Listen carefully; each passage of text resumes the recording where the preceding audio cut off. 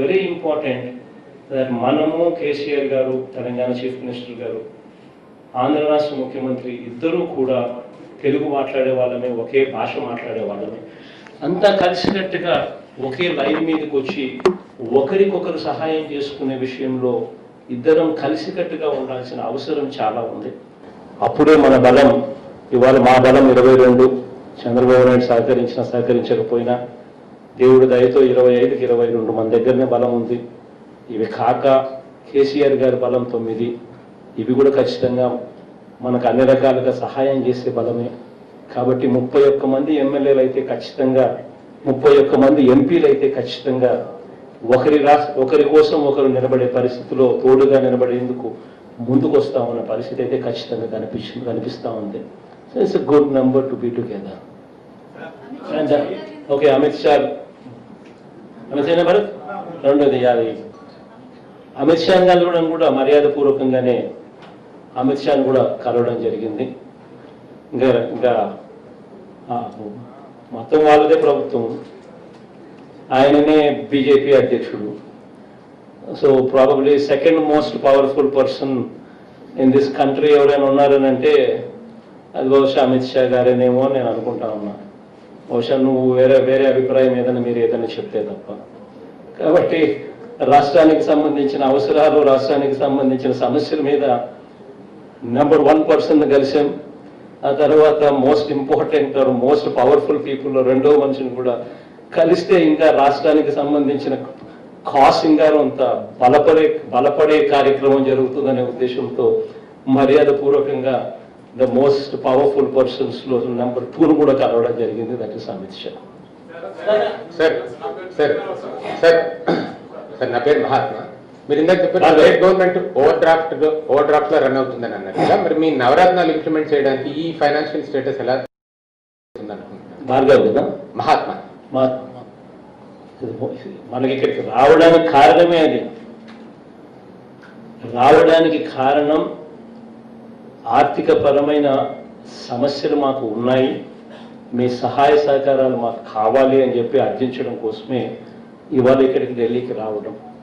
ఆయన ప్రధానమంత్రి గారు, మనం ముఖ్యమంత్రి, మన ఆంధ్ర రాష్ట్రానికి మనం ఉండం, మనం మాట చెప్పాం, ఆ మాటలన్నీ కూడా నెరవేర్చాల్సిన బాధ్యత నాపై ఉంది.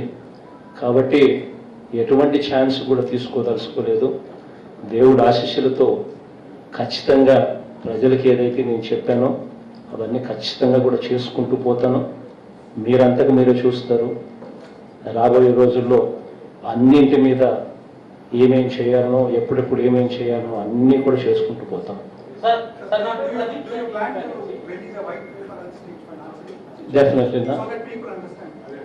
డెఫినెట్లీ రాష్ట్రానికి సంబంధించిన పరిస్థితుల మీద ఖచ్చితంగా వైట్ పేపర్లు రిలీజ్ చేయాల్సిన అవసరం ఉంది. అది ప్రమాణ స్వీకారం జరిగిన తర్వాత డిపార్ట్మెంట్ వైస్ రివ్యూలు తీసుకుంటూ ఆ రివ్యూల ఆధారంగా we will go ahead and start releasing white papers so that Andhra రాష్ట్ర ప్రజలకు కూడా పరిస్థితులు ఏమిటి అనే సంగతి కూడా తెలియాల్సిన అవసరం ఉంది. ఖచ్చితంగా తెలియజెప్పాల్సిన అవసరం కూడా మా మీద ఉంది.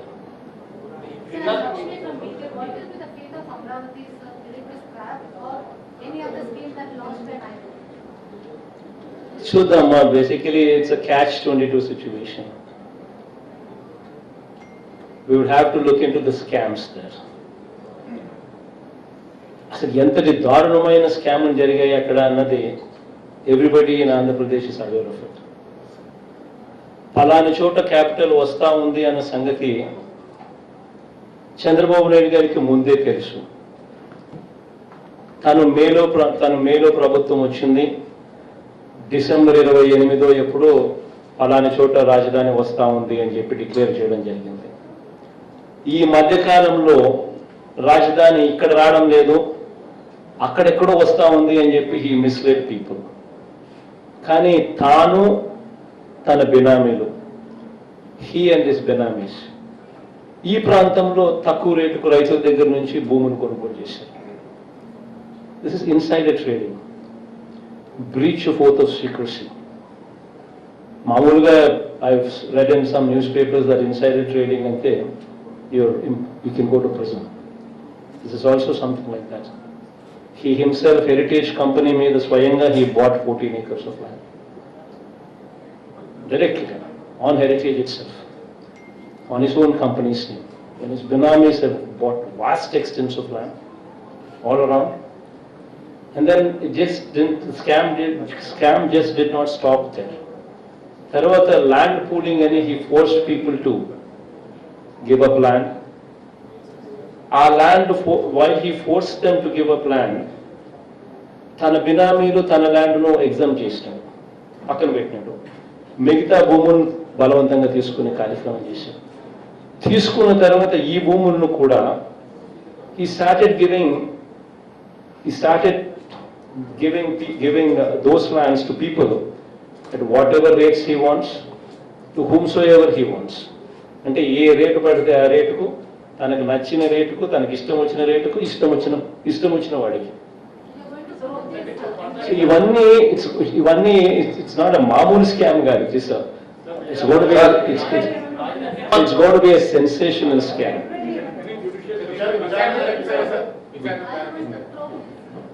See, one thing I can tell you, ma, I have nothing against Chandrababu Naidu garu.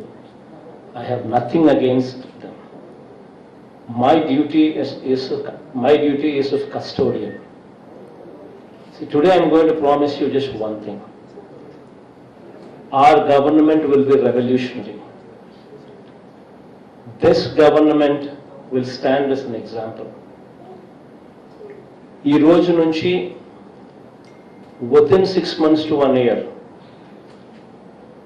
I will make sure that this government will stand as exemplary to the country.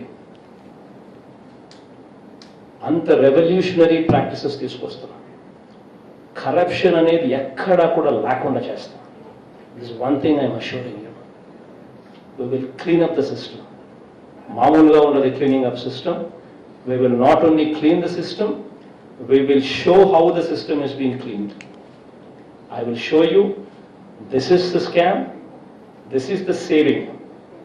మేము లేకపోయిందంటే ఇంతగా దోచుకోబడే పరిస్థితి ఉండేది. మేము ఉన్నాం కాబట్టి ఈ దోపిడీని ఆపగలిగాము అని చెప్పి ప్రతి ఇన్స్టెన్స్లో లాట్ ఆఫ్ మోడిఫికేషన్స్ తీసుకొస్తాం. We will bring in reverse tendering. Reverse tendering అంటే తెలుసు కదా? రివర్స్ టెండరింగ్ అంటే స్కామ్ పలానా చోట జరిగింది, పలానా వర్క్లో, పలానా కాంట్రాక్ట్లో జరిగింది అని అంటే we will immediately identify that work, we will immediately cancel that work, we will increase the pre-qualification criteria so that more number of people can participate. ఎక్కువ మంది దాంట్లో పార్టిసిపేట్ చేసే పరిస్థితి తీసుకొస్తాం. తర్వాత we'll go for reverse tendering. ఈ rate కన్నా ఎవరు తక్కువ రేటు కోట్ చేస్తారో వాళ్ళకి ఇస్తానంట. So that if somebody quotes 20% less, then I can say this is the scam. Because YCP is in power, because YSR Congress Party power lo undi kabatti 20% migilindi. We will show everything, we will be transparent. Transparency level lo maamul stage nunchi ee stage తీసుకొని పోతాం. రాబోయే రోజుల్లో we will detailedly explain how we are going to do things, how exactly are we going to be monitoring this. Transparency అనేది ఈ stage నుంచి ఇంకో స్టేజ్లోకి తీసుకుంటాం. There are 32 cases against you and you are visiting area court every Friday in Hyderabad. How do you manage as CM? So what are the, see, this is an indication that people know what it is all about. కేసులు ఎవరు పెట్టారు? Who are the petitioners in my case?